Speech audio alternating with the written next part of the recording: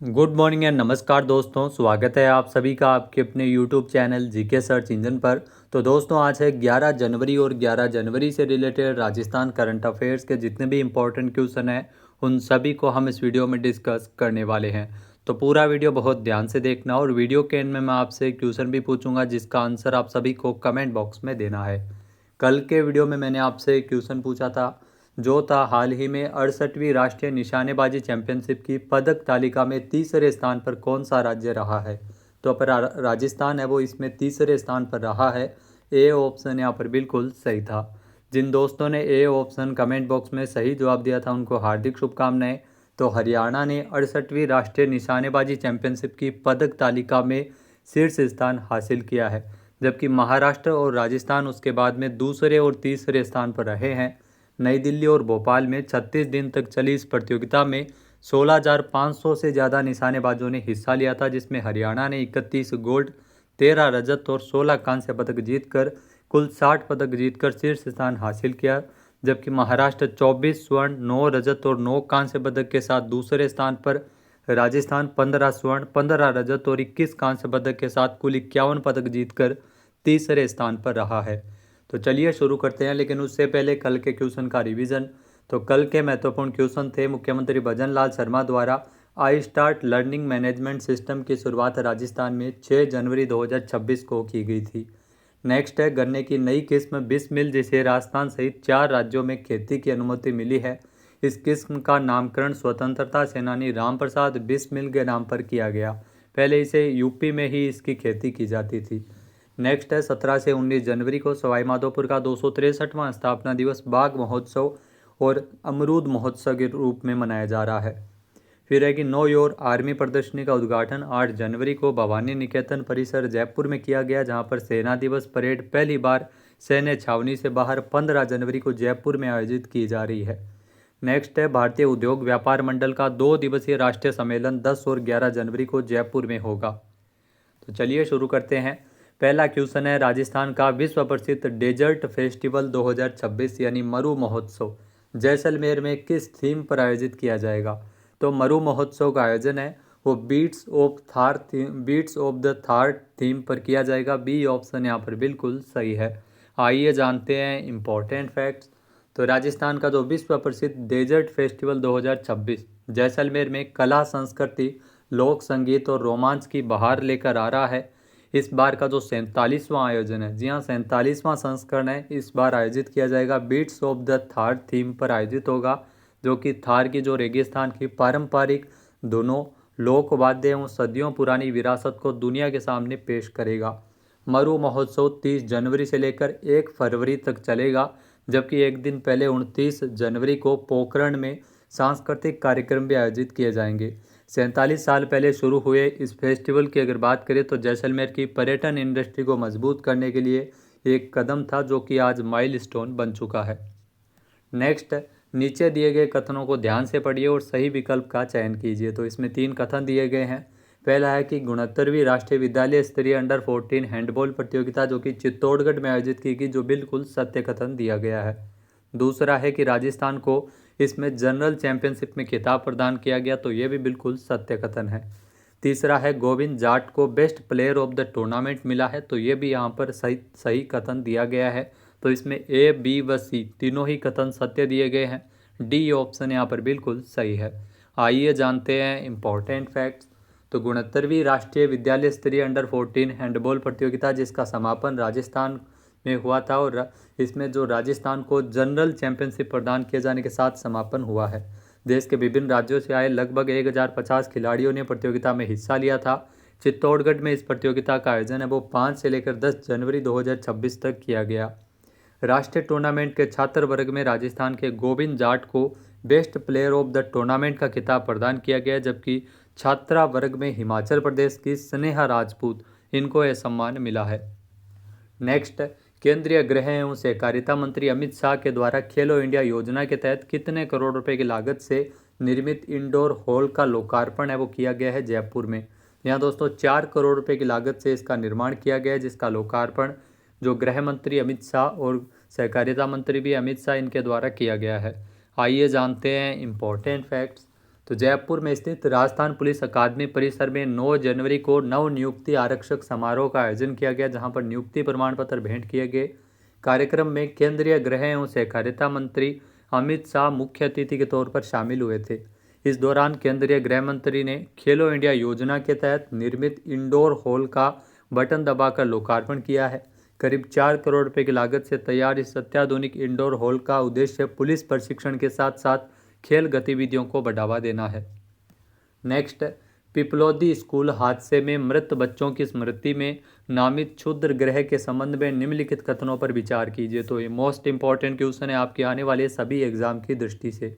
तो जो पिपलोदी स्कूल के हादसे में जो मृत बच्चे हैं उनकी स्मृति में क्षुद्र ग्रह का नामकरण किया गया है। तो नासा द्वारा क्षुद्र ग्रह का स्थायी नाम प्रमिष्का रखा गया है, जो बिल्कुल सही है, प्रमिष्का रखा गया है। इसके अलावा क्षुद्र ग्रह का अस्थायी नाम 2020 DB2 था, तो यहाँ पर यह गलत है, 2021 DB5 था जो अस्थायी तौर पर नाम रखा गया था। तो यहाँ पर 2 नंबर कथन गलत दिया गया है। 3 है कि इस क्षुद्र ग्रह की खोज झालावाड़ के पचपहाड़ स्थित महात्मा गांधी स्कूल के छात्रों के द्वारा की गई, जो बिल्कुल सत्य कथन है। तो इसमें 1 और 3, केवल 1 और कथन 3 ही सत्य है। ए ऑप्शन यहाँ पर बिल्कुल सही है। आइए जानते हैं इम्पोर्टेंट फैक्ट्स। तो झालावाड़ के पिपलोदी स्कूल हादसे में जान गंवाने वाले 7 बच्चों के नाम पर अंतरिक्ष में एक छोटे ग्रह का नाम रखा जाएगा। ये क्षुद्र ग्रह 2021 DB5 जो कि झालावाड़ के पंचपहाड़ स्थित महात्मा गांधी स्कूल के छात्रों ने खोजा था। नासा ने क्षुद्र ग्रह को स्थायी नंबर आवंटित किया है। खोजे गए क्षुद्र ग्रह का नाम पिपलोदी हादसे के जो दिवंगत बच्चों की स्मृति में रखा जाएगा।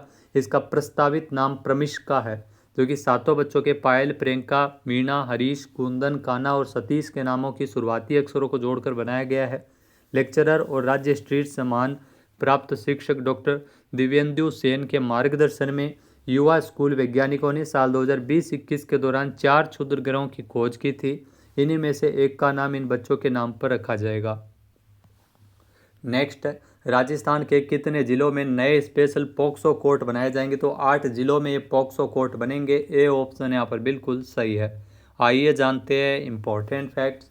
तो राजस्थान सरकार ने राज्य में बच्चों की सुरक्षा और न्याय दिलाने में तेजी लाने के लिए एक बड़ा कदम उठाया है। यहाँ राज्य के 8 जिलों में नए स्पेशल पॉक्सो कोर्ट बनाए जाएंगे। ये फैसला acting chief justice Sanjeev Prakash Sharma से सलाह मशवरा के बाद लिया गया है और लॉ डिपार्टमेंट ने एक ऑफिशियल नोटिफिकेशन इसके लिए जारी किया है। सरकार ने जिले के हिसाब से सीमाओं के लिए स्पेशल कोर्ट को मंजूरी दी है। इस लिस्ट में फलोदी, डीडवाना, खेरथल, बेवर, बाड़मेर, डीग, कोटपुतली और सलूम्बर जिलों में एक एक पॉक्सो कोर्ट है वो इसमें बनाए जाएंगे। तो इन 8 जिलों में अब तक जो अब एक नया पॉक्सो कोर्ट होगा, ये notification commission for protection of child rights 2005 के सेक्शन 25 में मिली शक्तियों के तहत जारी किया गया है।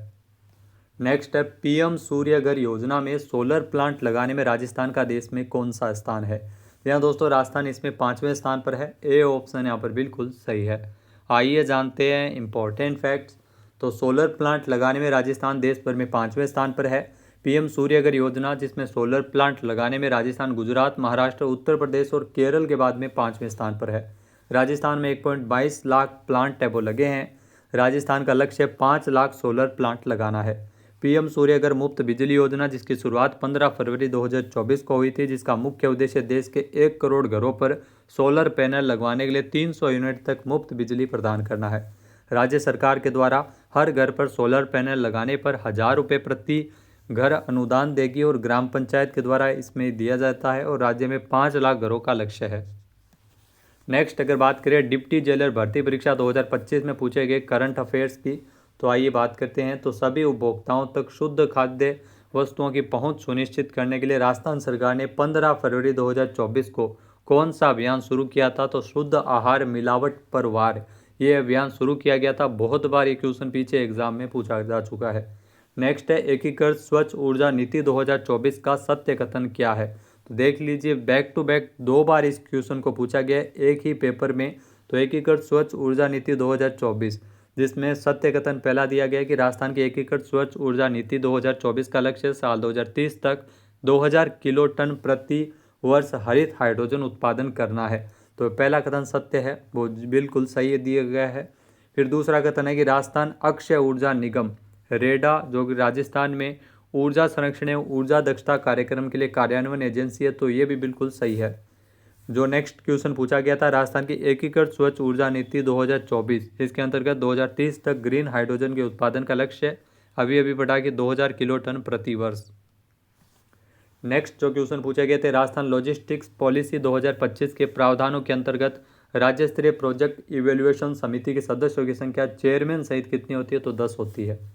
नेक्स्ट है, राजस्थान सरकार की योजनाओं के संदर्भ में एक कथन है कि लाडो प्रोत्साहन योजना, जिसके अंतर्गत गरीब परिवार की बालिका के जन्म पर 1 लाख रुपए के स्थान पर अब 1.5 लाख रुपए की सेविंग बॉन्ड मिलेगा, जो बिल्कुल सही है। 7 किस्तों में राशि दी जाती है। नेक्स्ट है, लखपति दीदी की श्रेणी में आने वाली स्वयं सहायता समूह की महिलाओं को 2.5% के ब्याज के बजाय इसमें 1.5% ब्याज दर पर 1 लाख रुपए का ऋण उपलब्ध करवाया जाएगा, तो ये भी बिल्कुल सही है। नेक्स्ट है, खेलो इंडिया यूथ गेम 2025 से संबंधित सत्य कथन की। तो खेलो इंडिया यूथ गेम 2025 में राजस्थान ने तीसरा स्थान प्राप्त किया था, ये क्वेश्चन पूछा गया था।